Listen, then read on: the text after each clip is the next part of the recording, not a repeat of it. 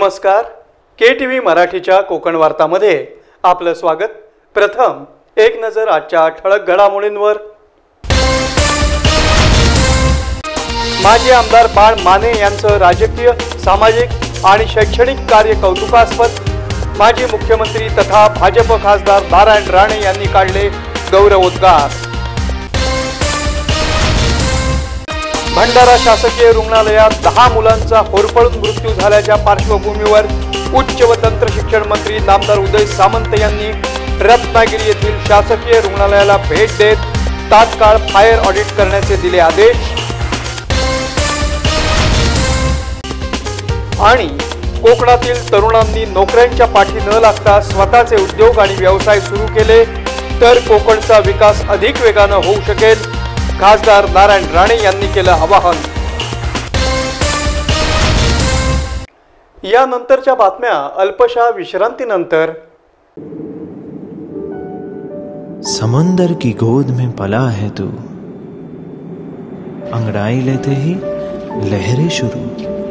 आज यौवन की मस्ती छोड़, ले चलता हूं तुझे एक नए मोड़. आजा तुझे मां पुकारे अब, छेड़ देते हैं बीच से कुछ शरारत हंसी. गले लगा ले उसे ए फकीर, इंतजार कर रहा है तेरा तो. चल दे देते हैं उसे फसल की खूबसूरती तो. आजा तुझे माँ पुकारे अब, मीलों आगे चलना है हमें. सिर्फ फसल नहीं, तेरे स्पर्श की चाह में बैठे हैं शहरों में भी कहीं. उनके मुख पे भी लानी है मुस्कान, उन्हें भी देनी है एक नई पहचान. आजा तुझे माँ पुकारे अब. फिनोलेक्स पाइप्स पहुंचाए पानी को अपनी माँ के पास. आणि आता वळूया सविस्तर वृत्तांताकडे. माजी आमदार बाळ माने यांचं राजकारणाबरोबरच सामाजिक आणि शैक्षणिक कार्य कौतुकास्पद असल्याचे गौरवोद्गार माजी मुख्यमंत्री तथा भाजप खासदार नारायण राणे यांनी काढले आहेत. एक संस्थाचा इतिहास संस्थेचं सांगितलं की ही जागा संस्थेला मिळाली 10 एकर.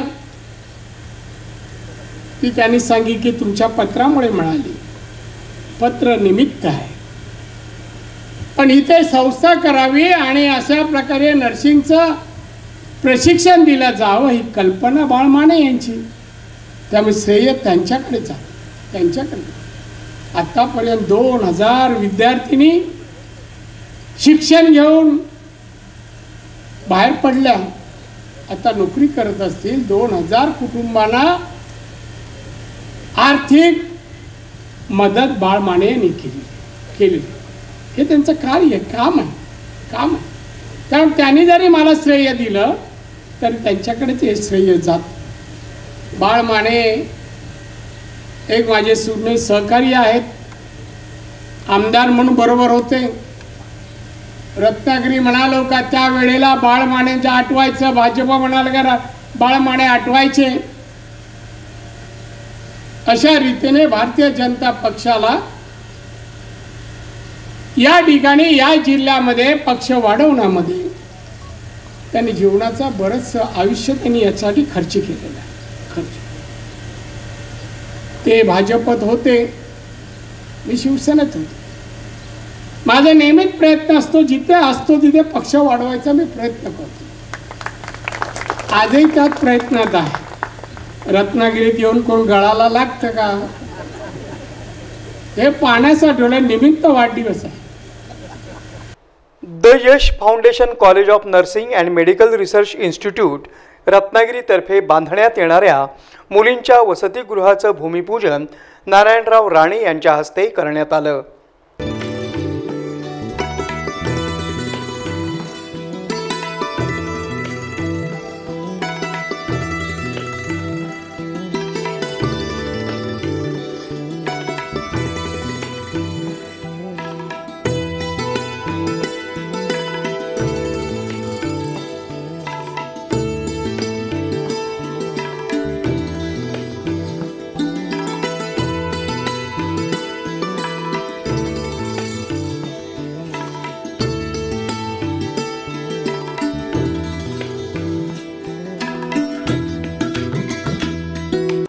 फाउंडेशनचे मुख्य विश्वस्त बाळासाहेब माने यांनी व्यासपीठावरील नारायणराव राणे, भाजप जिल्हाध्यक्ष ॲडव्होकेट दीपक पटवर्धन आदींचं पुष्पगुच्छ देऊन स्वागत केलं.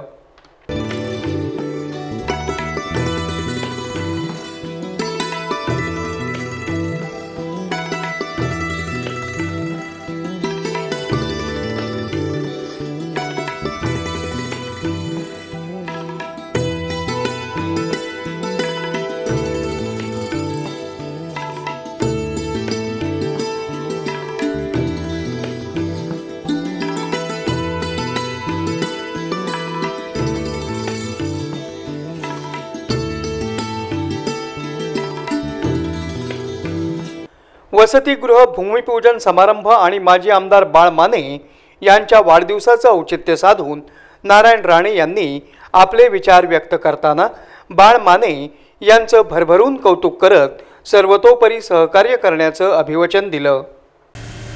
बाळ माने यांनी शैक्षणिक, सामाजिक आणि आरोग्य क्षेत्रामध्ये राजकारणासह अतिशय चांगलं काम केलं. त्यातलं सगळ्यात उजवं काम आहे, उजवं काम. कोकण आमचा तसा आरोग्यात मागे नाही. कोकणात स्वच्छता आहे, कोकणात तसे भयावह रोग नाही, शुद्ध हवेमुळे निसर्गाची देण आहे. विदर्भ, मराठवाडा बाळमानेने पाहिला आहे. आपल्या पुष्कळ मागे आहे. आपण त्याच्यापेक्षा पुढे जावं, पुणे आणि मुंबईच्या पुढे जावं. आरोग्य व्यवस्थेमध्ये, आर्थिक स्थितीमध्ये त्यासाठी स्पर्धा करा. तरुण असतील, तरुणी असतील, राजकारणी असतील, सगळ्यांनी विकासाची स्पर्धा करा. आपल्या पक्षातील तो उभा राहतोय पण पाय खेचण्याची स्पर्धा नको करू दे. कोण ज्याला प्रयत्न करायचे निवडणूक जाहीर होईपर्यंत करा. निवडणूक जाहीर झाली, वरिष्ठ देती तो उमेदवार. अशा प्रकारे पक्ष वाढवणं, सांभाळणं, पक्षाच्या ध्येय धोरणात काम करणं या सगळ्यांचं काम आहे. तेही तुम्ही करावं. एक भाजपचा एक नेता म्हणून मला तुम्हाला सांगावंसं वाटतं. आणि म्हणून आजचा कार्यक्रम बाळ माने कुटुंबीय आणि त्यांचे सहकारी यांनी बाळ मानेचा वाढदिवस साजरा केला, त्याला शुभेच्छा दिल्या. बाळ माने, तुम्ही केलेल्या तुमच्या आयुष्यातील सगळ्या पवित्र सेवाभावी कामामुळे तुम्हाला नक्कीच दीर्घ आयुष्य आणि उत्तम आरोग्य आणि तुमच्या मनोकामना उरल्या सुरण्या पूर्ण व्हाव्यात अशी प्रार्थना मी रामेश्वराला करतो. नर्सिंग कॉलेजच्या रजिस्ट्रार शलाका लाड यांनी आपले प्रास्ताविकपर विचार व्यक्त करताना कॉलेजचा आढावा सादर केला. रत्नागिरी ही नवरत्नाची खाण म्हणून ओळखली जाते. या पवित्र भूमीत राणेसाहेबांचा जन्म झाला. जन्मजात राजकारणाचे धडे वडिलांकडून घरातच मिळत गेले. समाजसेवा म्हणजे काय हे वडिलांच्या प्रेरणेतूनच माहिती झाली. ही समाजसेवा माहिती होत असतानाच वयाच्या अवघ्या 25व्या वर्षीच वडिलांचे छत्र हरवले. वडिलांची समाजसेवेची धडपड बघून मानेसाहेबांकडे कमी वयातच राजकीय जबाबदारी आली. समाजसेवेचे व्रत आले. अशा परिस्थितीत समाजसेवेच्या व्रताचा गंभीर परिस्थितीत मानेसाहेबांनी वयाच्या 25व्या वर्षीच विचार करून साहेब राजकारणात सक्रिय झाले. तळागाळात पोचून आमदार झाले. कोकणाच्या दुर्गम भागातील अडचणी सोडवण्यासाठी सतत प्रयत्नशील राहिले आणि या प्रयत्नातूनच त्यांना समाजासाठी, खेड्यातील गोरगरिबांच्या पाल्यासाठी KG to PGचे स्वप्न पाहिले आणि हे स्वप्न त्यांनी 19 मे 1995 साली दी यश फाउंडेशन या संस्थेची स्थापना करून प्रत्यक्षात आणण्यास सुरुवात केली. भाजपचे जिल्हाध्यक्ष ॲडव्होकेट दीपक पटवर्धन यांनी आपले विचार व्यक्त करताना बाळ माने हे आपले मित्र होते, आहेत आणि पुढेही राहतील असं सांगून त्यांना वाढदिवसाच्या शुभेच्छा दिल्या. सहकार क्षेत्राबरोबर शैक्षणिक क्षेत्रातही त्यांनी भरीव असं काम केलं आणि ज्या कॉलेजच्या प्रांगणामध्ये हा कार्यक्रम होतोय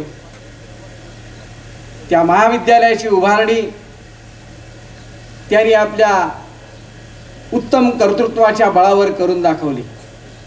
या महाविद्यालयाच्या माध्यमातून पासआउट होणारे विद्यार्थी आणि त्यांचं भवितव्य हे उज्ज्वल घडवण्यासाठी त्यांनी जो काही एक मोलाचा निर्णय घेतला, तो निर्णय सर्व कोकणवासियांसाठी सन्माननीय असा आहे असं म्हटलं तर अतिशयोक्ती ठरणार नाही.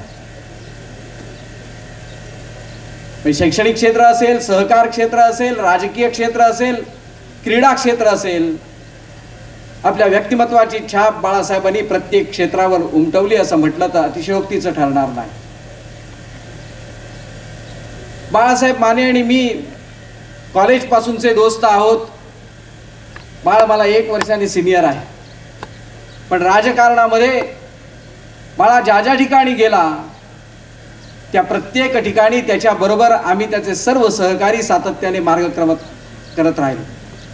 या प्रसंगी कॉलेज ऑफ नर्सिंगच्या विश्वस्त माधवी माने, मिहिर माने, विराज माने, हेमंत माने, नाना शिंदे, डॉक्टर मिलिंद कुलकर्णी, सतीश शेवडे यांच्यासह विविध पक्षांचे मान्यवर, हितचिंतक, शिक्षक, विद्यार्थिनी मोठ्या संख्येने उपस्थित होत्या. मुख्य विश्वस्त बाळ माने यांनी आपलं मनोगत व्यक्त करताना हे कॉलेज सुरू करण्यामध्ये नारायणराव राणे यांचा सिंहाचा वाटा असल्याचं सांगितलं आणि जुन्या आठवणींना उजाळा दिला. आणि मग आम्ही ते कागद आले तेव्हा काही ऑनलाईन प्रस्तावाची परिस्थिती नव्हती. मग इकडनं आम्ही सगळं तयार केलं. शेवटच्या दिवशी नाशिकला प्रस्ताव दाखल केला, मान्यता मिळाली. आज अरुप्पा जोशीची पण मला आठवण येते, जागा नव्हती माझ्याकडं.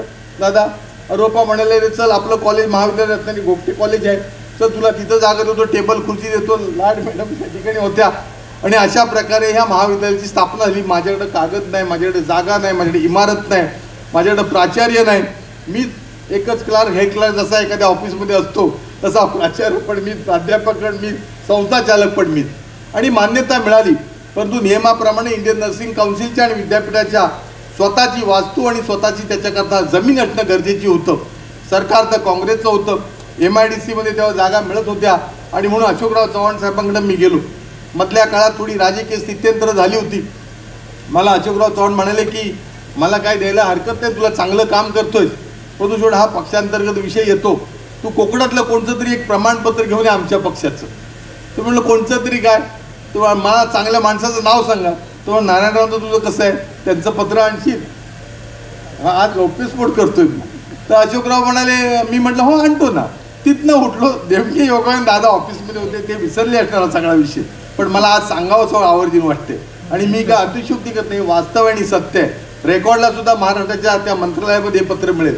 मी दादांकडे, दादा म्हटलं अशीची मला 10 एकर जागा घ्यायची आहे, पण तुमचं शिफारस पाहिजे. मी तर म्हटलं भाजपवाला आहे आणि त्यामुळे अशोकराव चव्हाण घाबरत आहेत थोडंसं की उद्या कोणतरी म्हणेल ह्या विरोधी पक्षाला काय दिलं.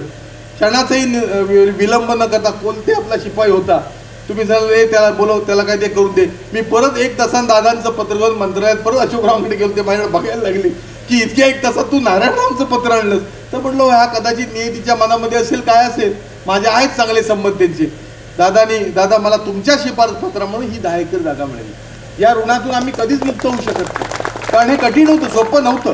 भले पैसे माझ्याकडे होते, विनोद तावडे माझ्या बरोबर होते, आशिष शेलार, आम्ही विरोधी पक्षामध्ये होतो, पण एक खंदा समर्थक, एक कोकणचा खऱ्या अर्थानं राजा जर कोण म्हटलं तर ते नारायणराव राणे. त्यांनी हा विचार केला ना, हा बाळ माने कुठल्या पक्षाचा आहे, आणि म्हणून ते जागा आम्हाला मिळाली आणि आज हे संकुल उभं होते.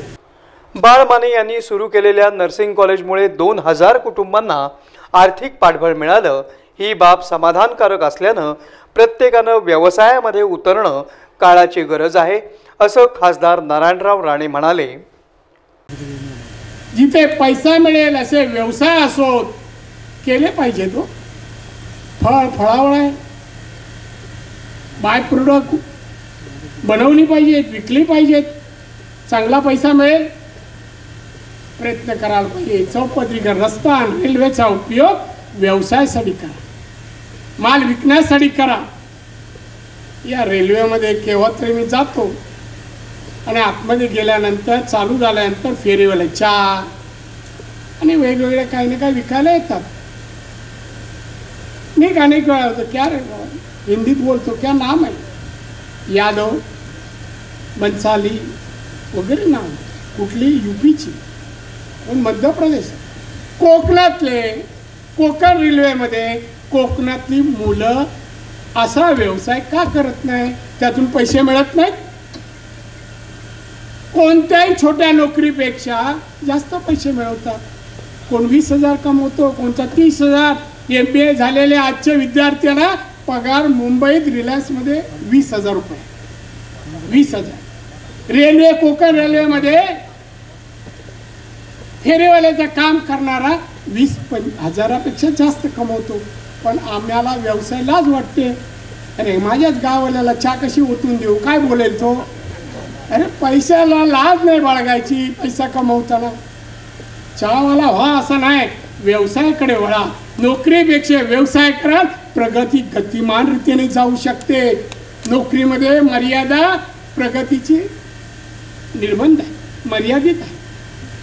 10,000, 15,000, 20,000, 25,000, 50,000 पगार असू शकतो. रिटायर होईपर्यंत 75 लाखाच्या आत. पण आज 5,000 रुपये जर कमवले व्यवसायात, 5 वर्षानंतर 5 लाख कमवू शकता. हे व्यवसायाची गती आहे, प्रगती आहे. याकडे तुम्ही जावं, राजकारण सोडावं. अनघा निकम यांनी कार्यक्रमाचं सूत्रसंचालन केलं, तर मानसी मुळे यांच्या आभार प्रदर्शनानं कार्यक्रमाची सांगता झाली. खासदार नारायण राणे यांच्या उपस्थितीत बाळमाने यांचा 56वा वाढदिवस उत्साहानं साजरा करण्यात आला.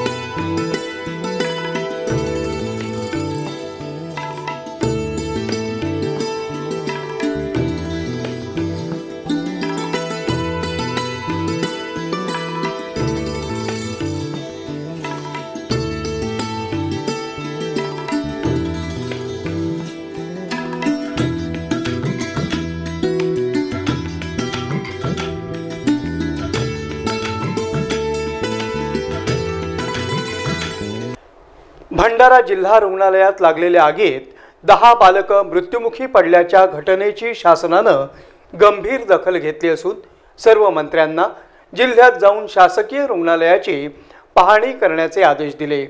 त्यानुसार नामदार उदय सामंत यांनी रत्नागिरी जिल्हा शासकीय रुग्णालयाला भेट देऊन सुरक्षेचा आढावा घेतला.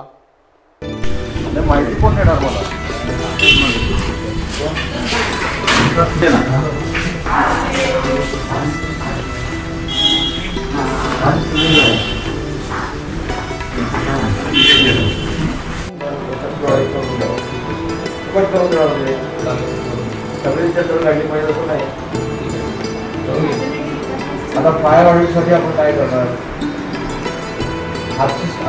आज मी येऊन गेल्यानंतरची फायर ऑडिट करण्यासंदर्भातची स्टेप पुढची पाहिजे. ऑडिटर असतात त्यांना जर आपण अप्लाय केलं ना तर आपल्याला करून देतो.